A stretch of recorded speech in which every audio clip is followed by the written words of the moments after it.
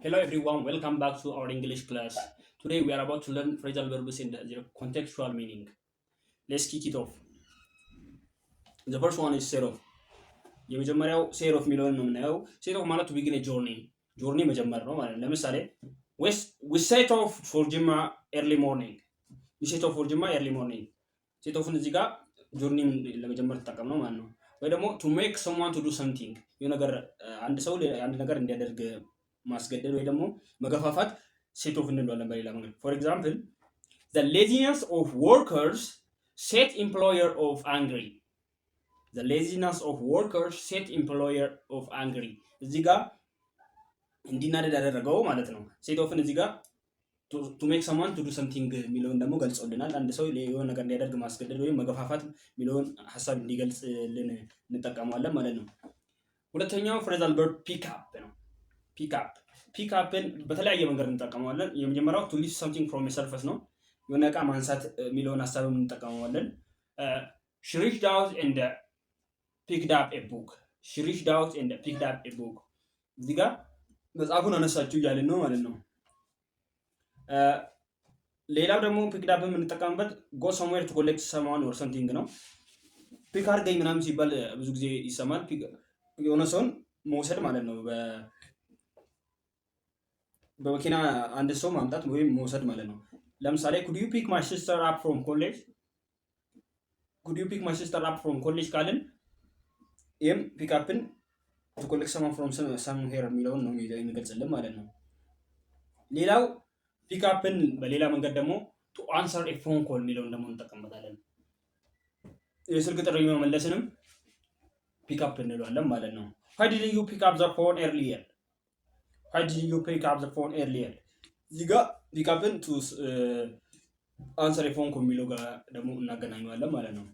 ሌላው ፒክ አፕ ደግሞ to start causal relationship ላይ የምንጠቀማቸውን ወርዶች አሁን ፒክ አፕ ላይ ሲባል ብዙ ጊዜ ሰማላችሁ። እሱንም እንደዛ በዛ ኬዝም እንጠቀመው እንችላለን ማለት ነው። for example, what is the worst pickup line you have ever heard? what is the worst pickup line you have ever heard? እዚህ ጋር ፒክ አፕ እዚህ ጋር እንደምንጠቀም ነው።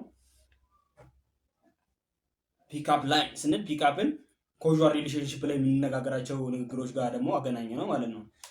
ይሄ ሌላው ኮንቴክስቹዋል ሚኒንጉ ነው። third phrasal verb is look around. ሶስተኛው look around ነው። look around ደግሞ walk around the place in order to view any interesting future. ኢንተረስቲንግ ፊውቸሮችን ለማየት ቦታዎችን፣ ሆቴል ወይ ደግሞ እቃም ልንገዛ ስንል ሉክ አራውንድ ለምሳሌ ለማማረጥም ሲሆን ሉክ አራውንድ እንጠቀማለን ማለት ነው። ሌትስ ሉክ አራውንድ ቢፎር ባይንግ ሹዝ። ሌትስ ሉክ አራውንድ ቢፎር ባይንግ ሹዝ ካለን አይተት እናድርግ ምንለውን ይገልጽልናል ማለት ነው። ጎ ኦቨር ሌላኛው ፍሬዛል ቨርብ ደግሞ አራተኛው ጎ ኦቨር ነው። go over to move from one place to another ነው። cross or move from one place to another ይሆንልናል። ሌላው ደግሞ to review notice የሚለውንም ይገልጽልናል። እስቲ ኤግዛምፕሎችን እንውሰድ። she went over to her grandparents house for Christmas ካልን እዚህ ጋር የመሄዱን ይገልጽልናል ማለት ነው። ሌላው ደግሞ the teacher told us to go over the lecture notes he gave us. the teacher told us to go over the lecture notes he gave us ካልን የሰጠንን ሌክቸር ኖት ደግሞ ሪቪው እንድናደርግ ነገረን ነው። እዚህ ጋር ጎቨር ለምንጠቀም ነው ሪቪው ኖትስ ከሚለው ጋር አገናኝተን እንጠቅመናል ማለት ነው። ሌላው ፍሬዛል ቨርብ ከማክሮስ ነው። ከማክሮስ ደግሞ በድንገት በቅጽበት መገናኘት ጋር ይገናኛል ማለት ነው። ወይ በየሄድን ወይ ደግሞ ድንገታዊ የምናደርግበት ያለቀድ የሚደረግ ነገር ጋር ይገናኛል ማለት ነው። we come across her when she go back to home. እዚህ ጋር ምንድነው ከማክሮስን አንኤክስፔክትድሊ ዲስከቨር ወይ ደግሞ ሚት ማድረግ እንጠቀመዋለን ማለት ነው። ወይ ደግሞ ሌላኛው ደግሞ ከማክሮስ የምንጠቀመው appear or sound in a specified way በተለያየ መንገድ ሳውንድ ማድረግ ወይንም ደግሞ appear ማድረግም ለየት ብሎ መገኘትም እዛ ጋር አንድ ቦታ ላይ ከማክሮስን እንጠቀማለን። ለምሳሌ Almas came across as a confident person in the presentation. Almas came across as a confident person in a presentation ካልን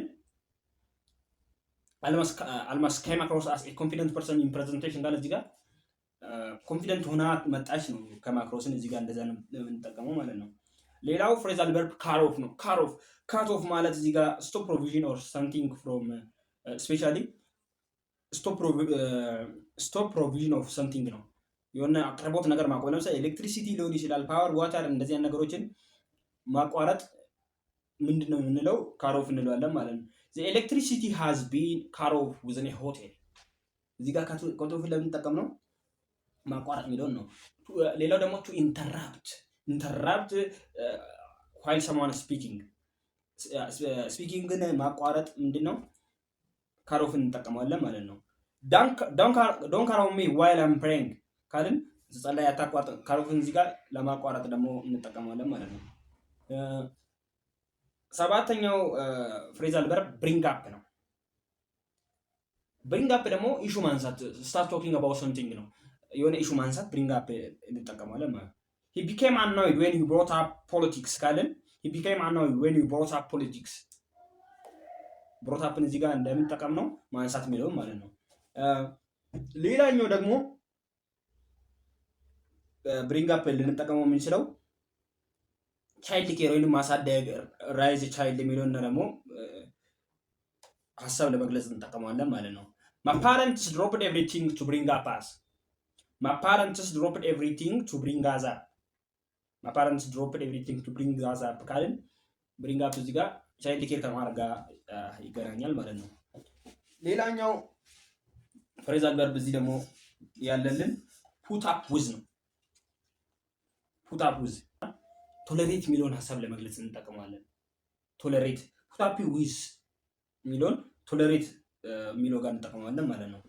ፎር ኤግዛምፕል ማይንድ ዩር ቢሄቪየር አይ ካንት ፑት አፕ ዊዝ ዩ ኤኒሞር ማይንድ ዩር ቢሄቪየር አይ ካንት ፑት አፕ ዊዝ ዩ ኤኒሞር። እዚህ ጋር ፑት አፕን ለምንጠቀም ነው ቶለሬት ከሚለው ሀሳብ ጋር አገናኝተን እንጠቀም ነው ማለት ነው። ዛሬ ይዤላችሁ የመጣሁት ፍሬዛል ቨርቦች ይህን ይመስላሉ። ሴንቴንስ እየሰራችሁባቸው ደግሞ ሞር እንድታዳብሯቸው እላለሁ። አመሰግናለሁ።